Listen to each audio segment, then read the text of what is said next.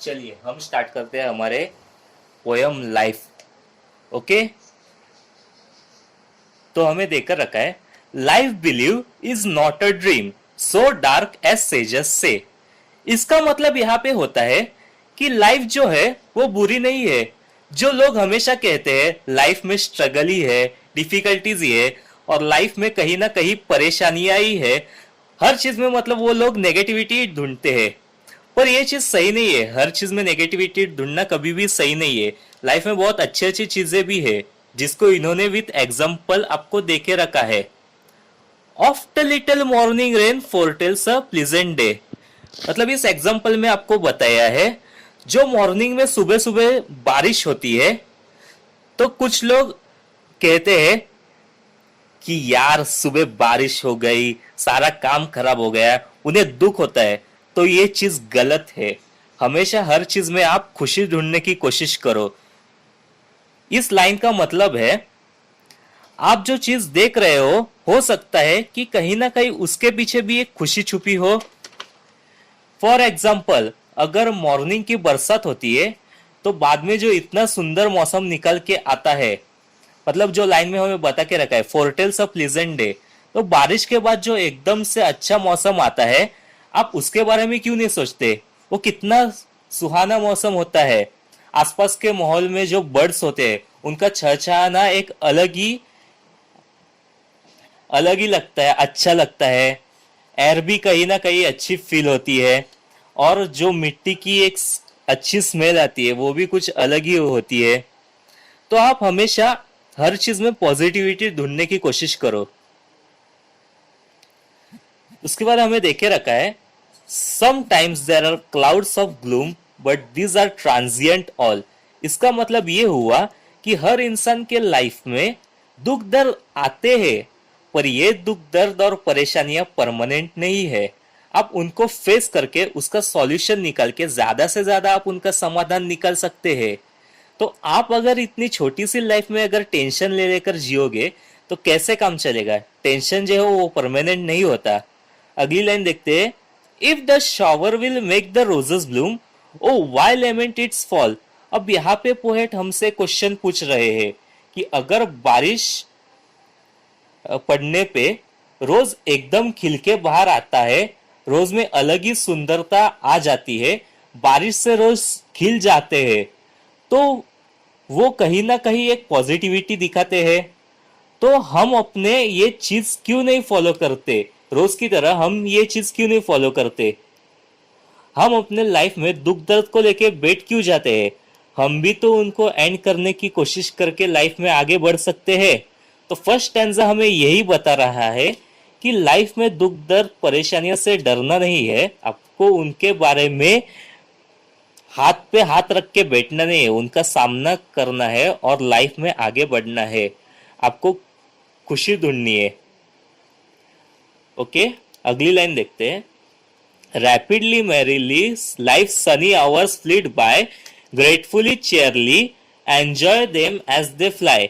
यहाँ पे इन लाइंस का मतलब है कि लाइफ में जो मुश्किल का समय आता है वो बहुत तेजी से गुजरता है, वो बहुत तेजी से गुजरा भी जा सकता है, पर ये आप पे डिपेंड करता है कि आप लाइफ के उन मोमेंट्स को किस तरह से उनका सामना करके उनको क्विकली हरा के अपने लाइफ में उसको खुशी खुशी एंजॉय करके अपने लाइफ का हर मोमेंट जी के सब दुख दर्द को भूल सकते हो। ठीक है, अगली लाइन देखते हैं, what though death at time steps in and calls our best away, what though sorrow seems to win over hope a heavy sway. यहाँ इसका मतलब है कि चाहे आपके जिंदगी में डेथ हुआ, कि एक नहीं तो एक ऐसा सिचुएशन आ जाए जहां पे आप बहुत बुरा टाइम फेस कर रहे हो, आप दुख दर्द में हो, आप लाइफ के एंड स्टेज में हो, तो वहां पर भी आपको हारना नहीं है। आपको अपनी कोशिशों को, जो आप कोशिश करते हो उसे छोड़ना नहीं है, अपनी मेहनत को रोकना नहीं है।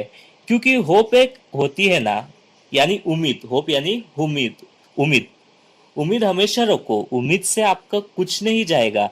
हमेशा एक होप रखो अपने आप से कि आप कर सकते हो। और हमेशा होप रखो कि ये बुरा वक्त कभी ना कभी बीत जाएगा। तो लाइफ के हर मोमेंट को एंजॉय करो, और सभी परेशानियों को जो आ रही है जा रही है वो तो लाइफ में इंटरेस्टिंग फैक्ट ही क्रिएट करती है। गाइस, अगर हर चीज अच्छी अच्छी होने लगेगी तो फिर लाइफ में मजा कैसे आएगा? थोड़ा बहुत अप एंड डाउन होना ही चाहिए। ओके, हम अगली लाइन देखते हैं। Yet hope again elastic springs unconquered though she fell, still buoyant are her golden wings, still strong to bear us well, manfully, fearlessly, the day of trial bear, for gloriously, victoriously, can courage quell despair. Yet hope again elastic springs, यानी आपकी उम्मीदें elastic है, आपकी hope elastic है। Basically क्या हुआ है, इसका मतलब कि वो कहीं ना कहीं घूम फिर के आपका अच्छा वक्त आपके सामने आ ही जाएगा, और बुरा वक्त भी कुछ समय तक ही होता है। कि हो सकता है आप दुख दर्द की वजह से कभी ना कभी, जैसे इसने बेसिकली यानी पोएट ने बेसिकली अपने लाइफ को कंपेयर कराया है इस पैराग्राफ में सीजन्स के साथ। पोएट ने इस पैराग्राफ में अपने लाइफ को सीजन्स के साथ कंपेयर कराया है। लाइक आपकी उम्मीद को इसने कहा है स्प्रिंग, मतलब आपकी उम्मीद को स्प्रिंग सीजन से कंपेयर किया है, क्योंकि स्प्रिंग सीजन हर साल आता है और फिर स्प्रिंग के बाद आता है विंटर, जो कहीं ना कहीं आपको हल्का सा परेशानी देता है। तो वहां उसने कहा है कि सौरो सौरो यानी दुख, तो दुख को इसने एक्सप्लेन करा है एज अ विंटर, विंटर को उसने दुख जैसा एक्सप्लेन किया। बट कैनॉट बी ब्रोकन, पर हम विंटर को ब्रोक नहीं कर सकते। कभी आपने किसी सीजन को ब्रोक किया है? नहीं। पर आप क्या करते हो, विंटर में भी आप विंटर में भी आप हार नहीं मानते हो और विंटर्स को भी एंजॉय करते हो। और जब ये दुख के बादल चले जाते हैं तो आप लाइफ में फिर से आगे बढ़ जाते हैं। तो पोएट ने अपने बारे में कहा है कि दुख और दर्द जो उसने यानी पोएट ने अपने लाइफ में खुद भी फेस किए हैं, उसे भी हराने की बहुत कोशिश की है। But she has her golden wings. अभी गोल्डन विंग्स मतलब उसे अपने आप में इतनी हिम्मत थी कि उसने अपने आप को आजाद कराया, अपने सोच को बदला दिया, और लाइफ में सभी परेशानियों को फेस करा पर झुकी नहीं, हार नहीं मानी। वो अपने लाइफ की सभी मुश्किलों को फेस कर सकती है, वैसे हर कोई फेस कर सकता है। शी इज मैनफुल, शी इज मैनफुल मतलब वो अपने आप को डिफाइन कर रही है कि शी इज स्ट्रॉन्ग फेयरलेस, मतलब जो कभी डरता नहीं।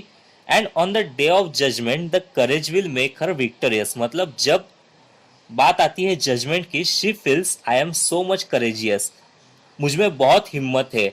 And she is proud of her self. Okay, क्योंकि उसने बहुत सारे परेशानियां फेस किए, उसका सामना किया, उसको उस परेशानियों के सामने झुकी नहीं और फेस करके वो आगे बढ़ गई। ओके, तो इस पोएम में पोएट हमें उसके लाइफ के बारे में बता रहे हैं कि उसने कैसे परेशानियां झेले, कैसे उनका सामना किया। तो जैसे उसने सामना किया उसके लाइफ का, जो कुछ परेशानियां आए उसके लाइफ में, उनका सामना किया, दुख दर्द परेशानियां, और कभी उनके सामने झुकी नहीं और हार ना मान के वो हमेशा आगे निकलती गई। तो वो हमें यही बताना चाहती है कि लाइफ में हम भी उसकी तरह ही आगे बढ़ सकते हैं।